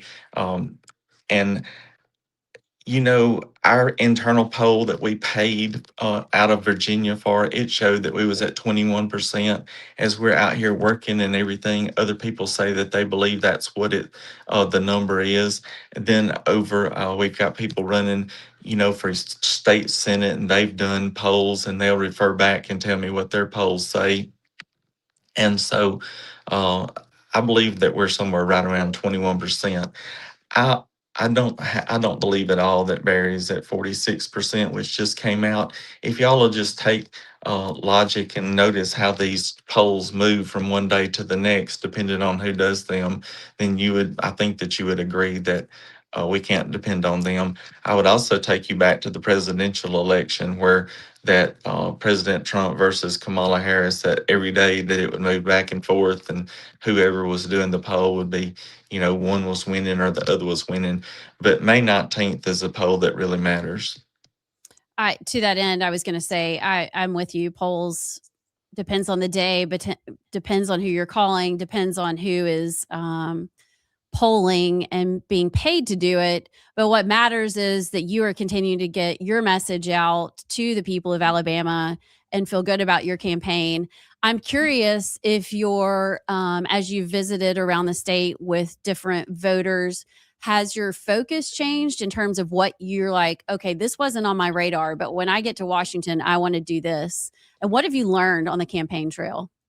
Well, backing up just a little bit to the first part of your topic there, the other thing is that these polls are between 300 and 500 people, and sometimes they're called push polls. So basically, the caller that calls to get the information for their poll, they push on who that they want you to be behind, and that sways the results also. And everybody kind of knows in this market about push polls and things like that. We're also getting some media now of things that happened back in 2025, June 2025, about, for instance, Elon Musk giving some money. If you read the article, it says that he gives money to defeat the big beautiful bill. It has nothing to do with the U.S. Senate race for today and the candidate that it was given to. And then moving forward, I'd like to say that from the very beginning, June 2025, I have remained on the same path for my campaign, not because that's what we've been told to do by anyone, but it's because it's what I believe in. And each time I speak, I've push these same issues. And now I also have saw these issues being addressed even in our Senate and Congress while I'm still a candidate. For instance, Katie Britt just got the money appropriated to dredge out the 50-foot turntable at the end of Mobile Bay. She got $34 million to do that. That's something that I've been talking about since July 2025. There are many other things, but I'm sticking to my business background to be the next United States Senator. Speaking of, would you mind refreshing our audience's memory about your business background so that they can remember who you are? Yes, ma'am, I sure will. So we have several different businesses, and I like to tell everyone that we're the career businessman versus a career politician in the race. But we have Walker Lands and Cattle. We have 750 mama cows. We also sell gooseneck cattle trailers all across the United States. We've been the #1 gooseneck dealer for 13 years in a row. We own Patriot Fueling Centers. There's 5 of those in the state, scattered across. We also ship fuel down the pipeline through Patriot Fuels USA to 6 southeastern states and 28 terminals, which we're very proud to do that. We have Walker Construction, which has been a general contractor in the state since 1991, and Wedowee Quarry. We also have Hatchet Creek Leasing. Wedowee Quarry is a granite ag quarry in Wedowee, Randolph County, Alabama. So we're very much involved with a lot of different businesses. And I feel like it's important to say that we've signed the front of at least 1,000 paychecks for our employees across the period of time, where they could sign the back of those same paychecks. And we have contributed at least $1 billion to the economy of the state of Alabama. And that's not multiplying it times 12. That's just based on sales and business that we've done. You have definitely done a lot. And someday I kind of want to come out to the farm. When you say, I got to know, when you say you have 750 mama cattle, what is that like? Do you have the bulls that go with them, or do you, like, how's that work? Yeah. And then, So yes, we have 26 bulls, and then we have about 700 calves. But the calves, they leave each year, but the mama cows stay until they're about 15 years old. All what? of our yes, they're your factory, if you will. So they stay and they have babies for about 15 years, and then A lot of babies. yes, and it's wonderful. Wow. So we also use electronic identification tags for all our cows. We're grass certified. We're hormone free certified. We do a lot of things that go above and beyond the call of duty to raise calves, and then we ship them out. But we have 2 breeding seasons also. So we have calves in the spring and calves in the fall. So we sell them at 2 different times of the year. And what you said, we would love for you to come out to the farm. We would just be honored for you to come here. I think that'd be like the most fun field trip. Wouldn't it be? Yeah. And we then should maybe do it. we could pet some baby cows. You've always wanted a cow. I don't know what you want to do with it. I don't either. I just have always wanted one. Okay, we're going to put that on the list of things to do. Before that, though, well, did you have something else to say? I was just going to say that we love people to come to the farm. We love that because, you know, the younger people are getting disconnected to understand where food comes from. And it's very important that we know that our food doesn't come from the grocery store, that it actually comes from a farm somewhere. And we must work hard to preserve our farms because we never want to become a country who has to depend on another country for their food supply, because that'll destroy our nation. And we've seen that take place in countries like Zimbabwe and other places. And I just wanted to throw that in. We've had Cattlemen's Association events here. We've had weddings here. We've had the West Georgia College come over. We've put on seminars for the women, cattlemen, and all types of things. So we really love visitors. We just got to get a hat before we go. We really do. We'll work on that. Kind of in the same vein, I'm curious, before you came on, we were talking about the war and what's going on in Iran. I'm curious your thoughts, the economic fallout. Are you worried about that as a farmer, as production, import, export? I don't know how much that touches you, but what are your thoughts on the war right now, and how do you see this ending? So everything in the world touches all of us. So in a farming aspect, you've got to realize that fertilizer right now is up to $800 and something a ton.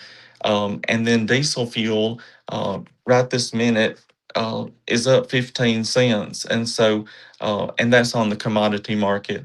And also crude oil is up $4.70. So this affects the fuel that goes in farmers' tractors. It affects the fuel that goes in the 18-wheelers moving up and down the road. All of the things affect something else. The fertilizer minerals so a lot of those are coming from over through the Strait of Hormuz, so it changes a lot of things. Also, not to be hung up on farming, but for the past 4 years, the crop farmers like corn and soybeans, cotton have not made any money.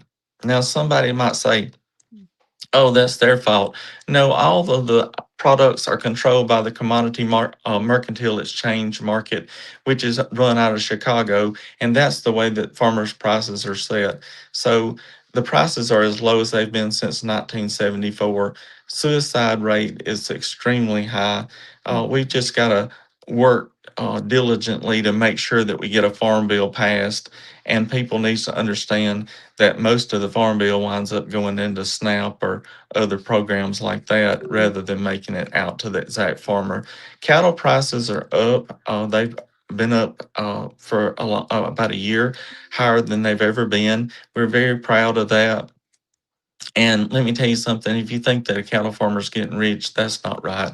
Because like I mentioned, fuel's going up, fertilizer's going up, tractors and equipment's going up. So it's kind of like a no-win situation. I hope to be on the Senate Ag Committee and take Tommy's place on that, along with appropriations and Veterans Affairs and mental issues and different things too. So, Rodney, thank you for coming on today. How can people find you and follow your campaign? So they can call me on the telephone. My number's out on the internet. They can also go for walkerforalabama.com. You can learn all about me. It's a very extensive website. Of course, we have Facebook, which is Walker for Alabama, and then we have X and Twitter, which is Walker Senate. And y'all don't have to let me go. I love being on the program.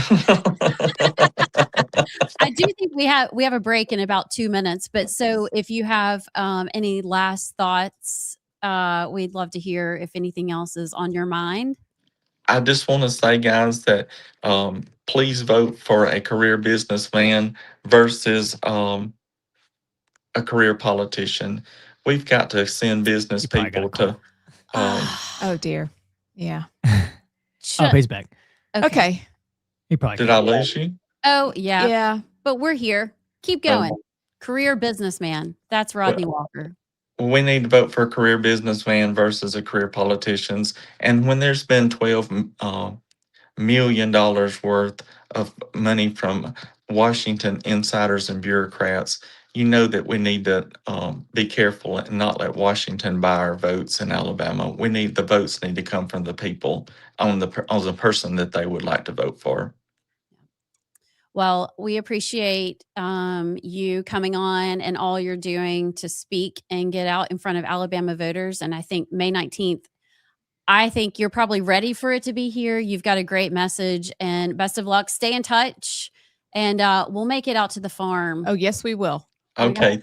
Thank you. Thank you so much. Thank We'll you. talk to you soon. Thank you so much. All right. Bye-bye. Bye. He's always so pleasant. He really is. It's a Southern so gentleman. smart. And then Yeah. when he lists off the businesses he and his wife have, you think that's a lot. I love that he wore the hat. I almost didn't recognize him the first time I saw him because for a while, he's new. I don't remember him being in politics before he decided to run. And I had never seen him not in the hat. So that's like signature Rodney Walker right there. Love it. We have to take a break. About JP, 30 seconds. I got to get your order for lunch. Don't let Okay. me forget. That's important. I'll do that in the break. Otherwise, can you coordinate with Rodney and his wife when we can go to the farm? Seriously. Absolutely. When it's calving season, has that Yes. already passed? No, we need to go for heifer season. We do need to take pictures with heifers and then create our first bit of merch with the heifer on it. Allegedly next after that. Oh, wait, is today allegedly? No, but I'm saying a Oh. heifer on the hat first for our Oh. first merch, and then allegedly What? next. Yeah. I For our cannot merch. wait. That'd be fun. Yeah. Tons of fun. All right, we'll be back with the 3. Have you? Nope. I got a video to send you to. Don't let me forget to do Ooh, that. same. Okay. We got lots to do. It'll be fun. We'll be back. Here, we're in Shelby, I think, right now. Let's say you walk into, I know the country by counties. Let's say you walk into a county and you say, hey, I want to get on the voter rolls. I want to register. The clerk doesn't bring out the precinct book and add you to the rolls. She logs into the state central system and adds you to the rolls. Oh, want to delete somebody from the rolls? She doesn't delete you. She logs into the state central system and deletes you from the system. She's not in control of that system. And guess where that file is? Omaha, Nebraska.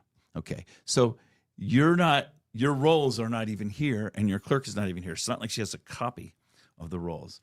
And so one of the things that I show in my talks, and by the way, I'm speaking tonight in Tuscaloosa, I think it is. Yeah, and I'll show a lot of this information, is if you were to take a copy of your voter rolls today, and then a week from now take another copy of your voter rolls, and compare the two, there'd be a whole bunch of names that were added and removed that your clerk didn't add and remove. Well, who did that? The state does that, and your clerk doesn't even know, though, because the numbers are similar, and so it looks to the clerk like this, just kind of going along, and she's adding and removing a few over time, but she doesn't realize that it's actually going like this, and I have the copies of the rolls, so I can show them the snapshots over time, and they're like, what? And so they don't know that's happening, and so I show that. So the state, but the what is making the state remove them without going through the registrars? Good question. So it used to be Eric. I think recently you've Yeah. separated from Eric, but you now have Avid. Yeah. Yeah. And it's basically the same thing. I could show you in your own data. You're doing the same thing as you always did. You just changed the name for political reasons. But isn't that what you want? You want to be checking against other states' records and removing accordingly? So it sounds good. Yeah. It sounds like, wouldn't it be great? Except that what's happened is, and I can show you, and we should put this graph when we get to that point. I can show you your own rolls over time, and I can show you that what happened is, in this graph, this is from 1980 to 2024. You had 3 million people of voting age in 1980. And it just kind of steadily climbed in your state, and now you're up to around 4 million people of voting age. See that? That's your voting age people. Here are the number of people in your rolls every 2 years, according to your Secretary of State. And a clean voter rolls should be about 70% of your voting age population. So I would say you were really clean from about 1992 up to about 2012. But then look what happened. Then your voter rolls took off. How come? Well, that's when your state started automatically adding people who get driver's license, who get a car registration, who touch any government agency, who go to jail, who get welfare. They're automatically adding people, and they're not cleaning in a commensurate fashion, so the rolls are getting dirtier.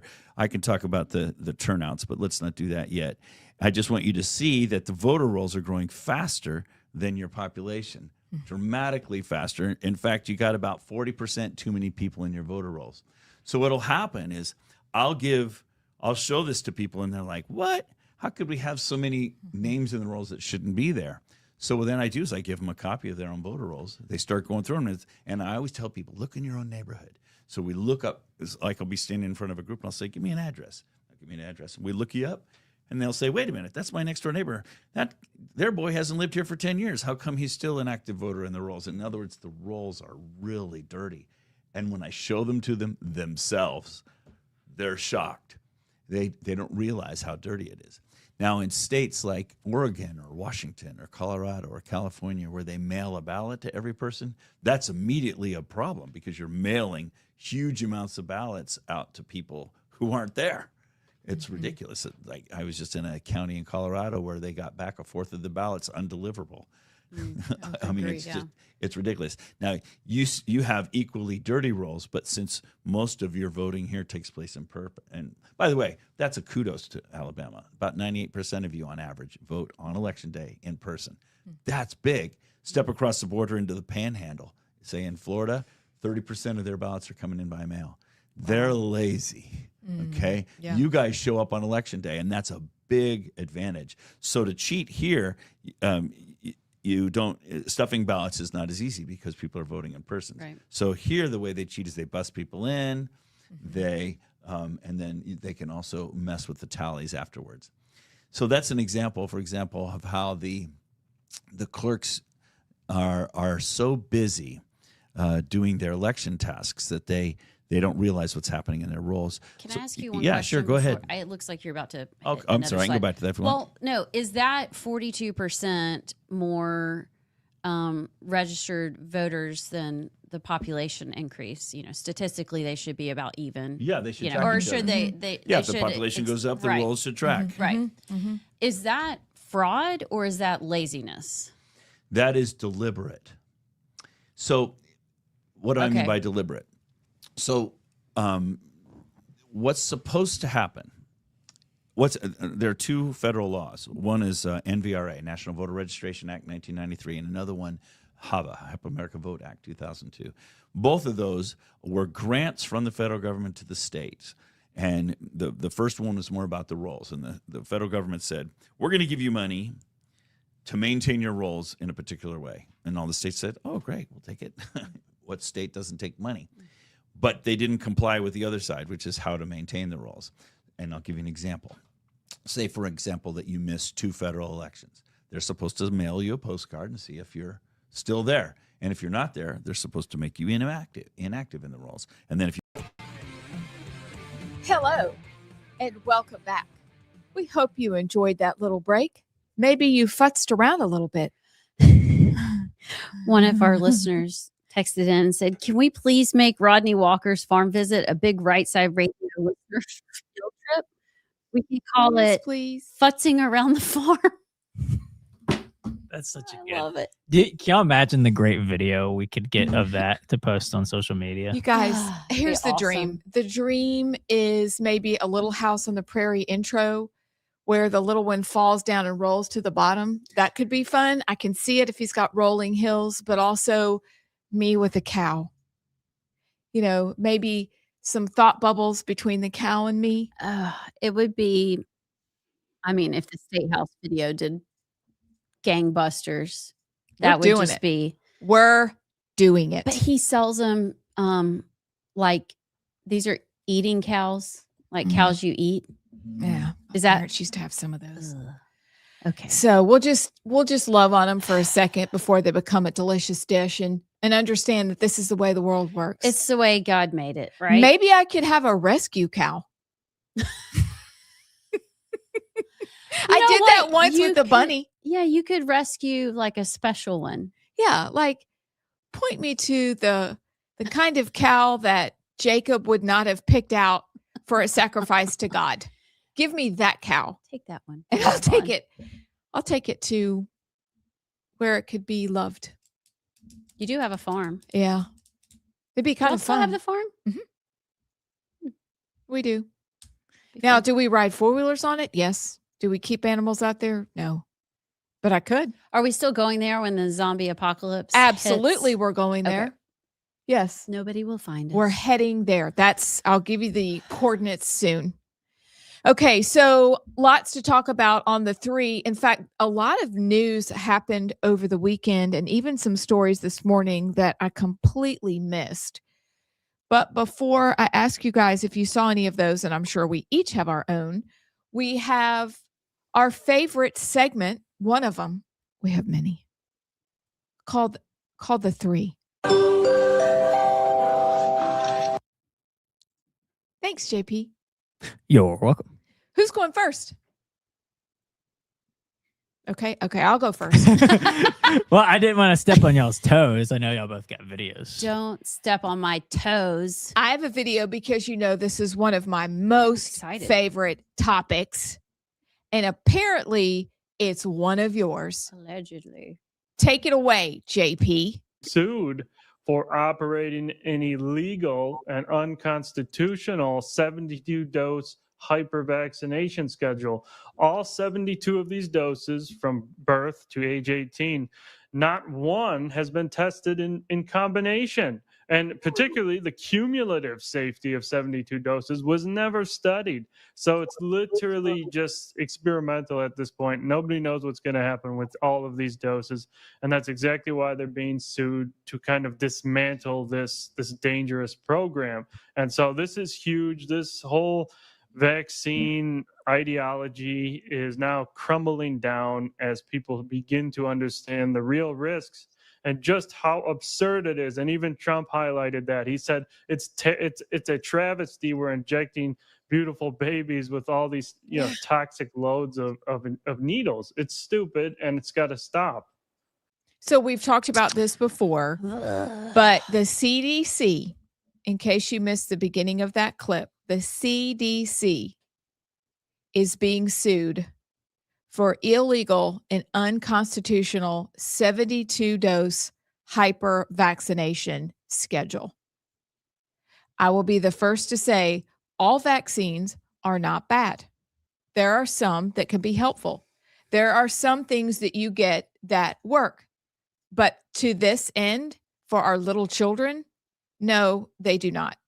We've talked about the guilt that we feel, but this bit of news from yesterday, actually, and maybe it was early last week that it happened, but this Nicholas, I can't ever pronounce his last name, works with Peter McCullough, and they are constantly putting out great information about vaccines, about the vaccine and autism link, about COVID and what that's done to the population, actually the global population. But this one was a win, and I'm interested and I'm excited to find out what happens, because remember what he said. None of these vaccines were safety tested, not one. And yet our physicians expect our babies to say, okay, sure, we're just going to take it. We're going to trust you. And now we know that we have good reason not to. So just a little tidbit for you today. I thought it was a bit of happy news for once. Yeah. Well, what's not happy is that while you were talking, I looked back. Okay, so because all I can do is have guilt when we talk about this. And I know that that is not right, because we did the best we could and we trusted the professionals. But I went back. This is what Chat GPT is telling me, that the 2002, which is when my oldest was born, vaccine schedule at birth, hepatitis B. Why do you need Hep B at birth? Well, you remember the reason they said we needed it. Why? In case the mother had a sexually transmitted disease, we use the word disease at that time, now we use infection, that it would protect the child Wouldn't from you getting it in know? the future. Yes. Okay. Uh-huh. 2 But months. you smear that on their eyes. Gross. 2 months. Hep B. So that's your second dose of hepatitis B. The DTaP, the influenza type B, polio, and the pneumococcal conjugate. That's at 2 months, 8 weeks old.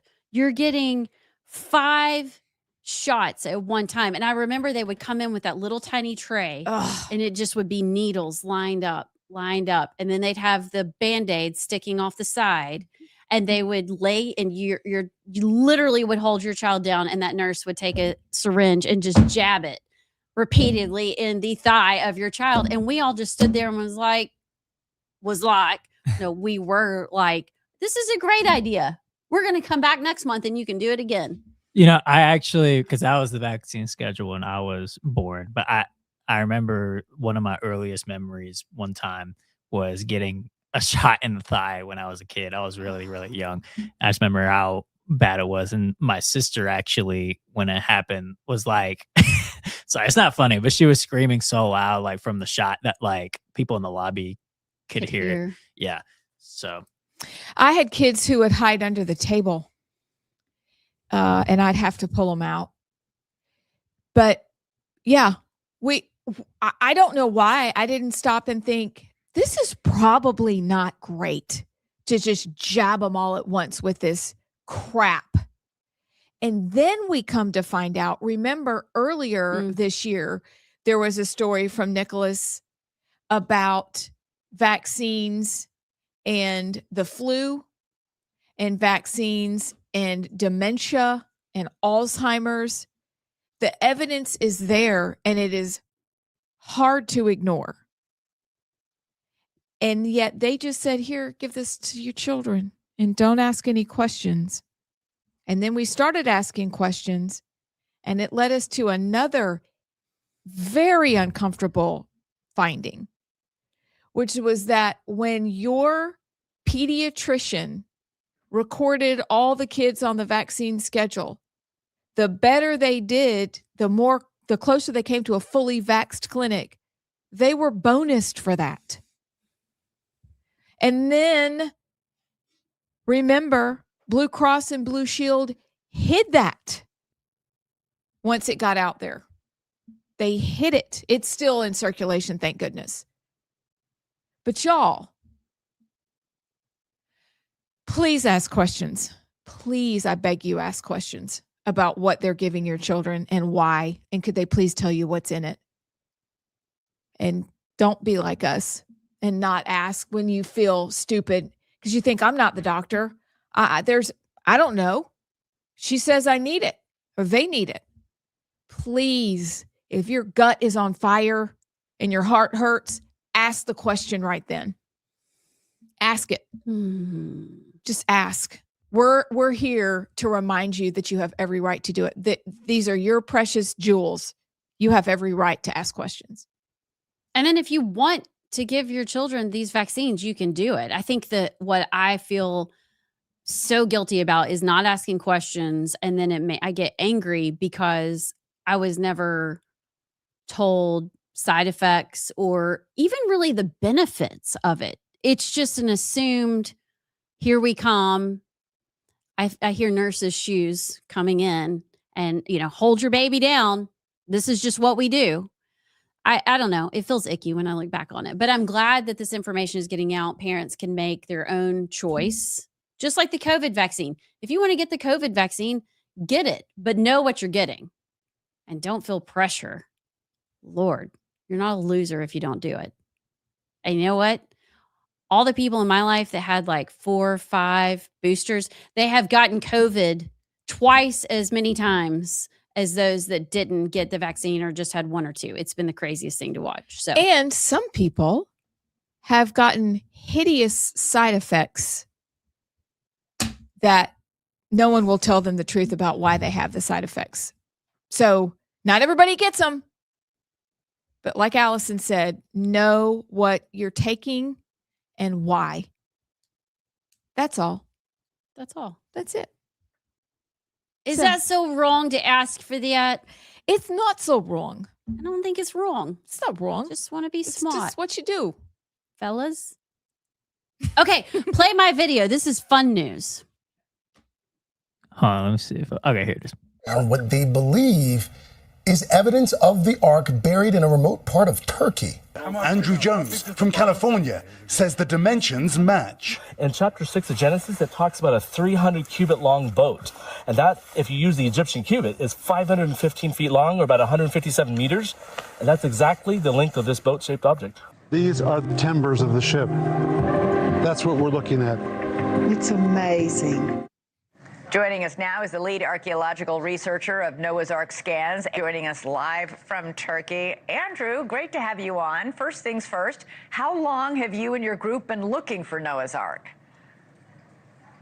Well, personally, I've been interested in the story as a child. I first heard about it from Ron Wyatt, who came out to California when I was in middle school. I then came out to see this site that was discovered in 1959 by Captain Durupandar, and we started our research in 2019 on the site. Where did your interest in Noah's Ark stem from? Well, actually, as a child, a guy named Ron Wyatt. It's kind of the same story. So it's the same story, but they found, okay, in Turkey, they think they found it. It's 6,500 feet up the mountains in Ararat. 515 feet long. And if you listen, if you use the calculations, that's how long. The exact dimensions described in Genesis chapter 6. And it's so cool because of the technology they have now. They can kind of look underneath and see what's under there. But there's so many things like the Dead Sea Scrolls and all these things, the Shroud of Turin from Jesus's time, from the Bible, that are coming to light. I mean, that was on the Today Show. Yeah, they're talking about that. May I add another interesting biblical site that they think is the real Mount Sinai? It kind of goes along these lines. This was we watched this documentary at my Christian high school. I believe the name of the documentary was The Search for the Real Mount Sinai. But the Mount Sinai that the Catholic Church kind of deemed the Mount Sinai is not really, a lot of people speculate and don't think it's the real Mount Sinai, but there's this mountain called Jabal al-Lawz in Saudi Arabia. This guy in this documentary literally snuck in like through gates to document this because it's under, the rule of the Saudi government and you're not allowed to enter it. But the mountain has the top half, if you can look in this picture, you can see a little bit, is burnt to ash. Like when Moses went up to receive the 10 Commandments. Is this from Bob Cornuke? It may be. But so that's one piece of it. At the base of the mountain, there's descriptions of a calf as like the golden calf for when Moses was up on the mountain. Here's the other one. There's a rock that is conveniently split down the middle at the base of the mountain. Perhaps when Moses struck the rock and water flowed out of it. So it's stuff like that where you can kind of see and picture, like there's actual real evidence, of things like the Ark, things like the Mount Sinai. That's cool. Is really cool. I think I saw that and I met the guy who took those pictures. Really? Yes. He lives in California and this is years. I mean, this is honestly back in the 90s. This is years ago. And to see that, especially when you see the charred rock, you're like, yeah. It's like literally the top quarter. Do you really think that there's going to be no evidence left behind? No. Now you're looking over in the Middle East and you're seeing other evidences of King David and some of those things, Nehemiah, over the last couple of weeks that they're just now releasing have been discovered. That is thrilling that they found out. Yeah, that's bravo. And that would make sense. I mean, that's over where they think the Garden of Eden was. I mean, it's all right there. And it's just very cool. For all the doubters. Right. I don't know what you do with that. How do you reconcile that and not believe the Bible? It would at least plant some seeds in your mind of, maybe there's more to this than I thought, which is the beginning of every good thing. It's just a thought, a question. Or if you ruminate too long, it can be bad. That's true. But this part, if God's working, it's inevitable what's going to happen. You're right. JP, what you got? Is it any good? Is it as good as ours? It's a fun, non-political one. Okay. I like that. So YouGov did a. What is YouGov? YouGov is like a polling site.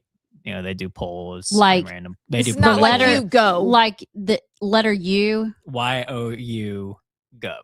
Gov. Gov. Okay. YOU.gov. No. YOU GOV Gov. Okay. They Thank you. did a poll / study of what men think they can do. So there's 7 things that many men believe that they can do. Okay, so we're gonna go through the list, and then I'm gonna actually interject with if I think I could actually do that right now or not to see how I do on this poll. They could do. So here's 7 things many men believe they can do. Nearly half of men believe they can land a plane in an emergency. Sure. Okay. How hard could it be? Come on. You got a joystick. You just, now you may not land it perfectly, but I could get it on the ground, maybe, perhaps, allegedly. You think you could land a plane? Do you know how many hours pilots train? I mean, I'd land on the side of probably not. But if you're in an emergency and you gotta, I don't know. Maybe some men could. I don't know. The movies make it look so easy.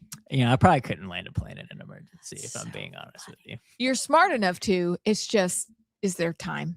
Jared Sinclair 100% thinks he could land a moon. Land a moon? In an emergency, you can land on the moon. The men in my life believe they could do Land it a too. plane That's on the moon. Shaver column, yes. Shaver Gissendaner column, yes. Okay, here's one that I 100% could do. 1 in 12 men think they could beat a chimpanzee in a fight. I definitely could. It depends on how big the chimpanzee is. Okay. All right. Here's another one. Jared Sinclair thinks he could beat a champion. Oh, yes. I love that. Yeah. Millions of men believe they'd stay calm in a life or death situation. Are you watching somebody else die or are you watching yourself die? Probably I'd imagine like you're stuck in a house during a fire or something like Okay. a true life or death. Here's the thing. You don't want to be calm in that.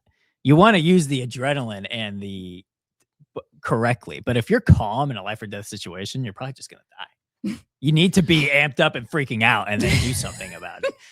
You don't need to be calm. I think there's a balance. There's a strength under control. You need to harness your freaking out because your adrenaline. It's like the people who have like leg pressed cars or like push cars up because of the adrenaline. Like if a car is on somebody, like a family member, like you don't need to be calm. Okay. Like, oh, whatever. Yeah, you're going to die.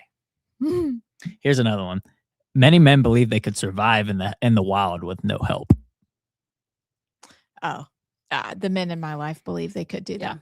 Yeah, that's fair. Do you believe that? I don't know. He's a Gen Zer. He's not as scrappy as us. Yeah. Where's my chat GPT? I don't know what to do. I'd probably struggle for a couple of days. And then you'd figure it out. I'd probably, maybe. Here's another one. Millions of men think they could run a marathon without training. Oh, that must be true. I could. Sure. 100%. I mean, it wouldn't be quick. It wouldn't be a good time. I could run one, though. Here's another one. Many men believe they could start a successful business easily. Yeah. Maybe not easily. Say it again. Many men believe they could start a successful business easily. Maybe not easily. But But I think you believe. I think men believe they could. Here's the last one, and this is me. Most men believe they're above average drivers. Oh, 100%. That's the most. That's the truest thing you've said. You know what? We're gonna go to my Life 360 in my family right now. We're gonna look because my safe driving percentage on there is awful. Awful? Wait, really? It's bad. Let's go to last week's weekly driving report. Oh no. Hold on. Where's the percentage they give you? Last week I had 290 risky events. What? JP. And 36 drives. Is AI telling you this? How do they know? Because they can tell if you're distracted, like if you're using your phone while driving, it considers that a risky event. let's see. In 36 drives, I had 227 distracted events. What's yours? 227 distracted events in 36 drives. 5 rapid accelerations, 1 hard braking. But here's the thing, though. I'm such a good driver. I can drive safe while distracted. So that's the way. I've seen my husband text while driving, and we had the conversation about it. And he's like, of course, I can, no problem. Is there a list of what women think they can do? There probably is. Is it like, please find the list. And if we don't have enough time today, we need to do this tomorrow. I mean, let's create our own list. Okay. Most women think they can cook dinner, end the war in Iran, and what? Talk our way into what we want. All at the same time. Uh-huh.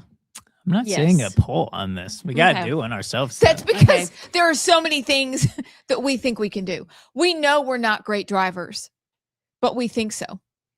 I'm a good driver, though. I'm a good driver. Here's the thing, though. Like, good drive. This is my definition of good driving. No idea. Not wrecking. Okay, so the bar is low. You're not a bad driver if you drive fast or distracted. Hey, did we get point A to point B without wrecking? Yes, great. And you know what? I'm such a better driver than most people. I can scroll on reels. I can do all the things. I'm pretty much a NASCAR driver, and I avoid all the stuff. And I'm just that good of a driver. Whereas if you're 10-2 and you're just like you're lazy, you're a bad driver. And that's like, you know, JP, until the day that you're not, and then you run over the little family in the minivan and you kill everybody.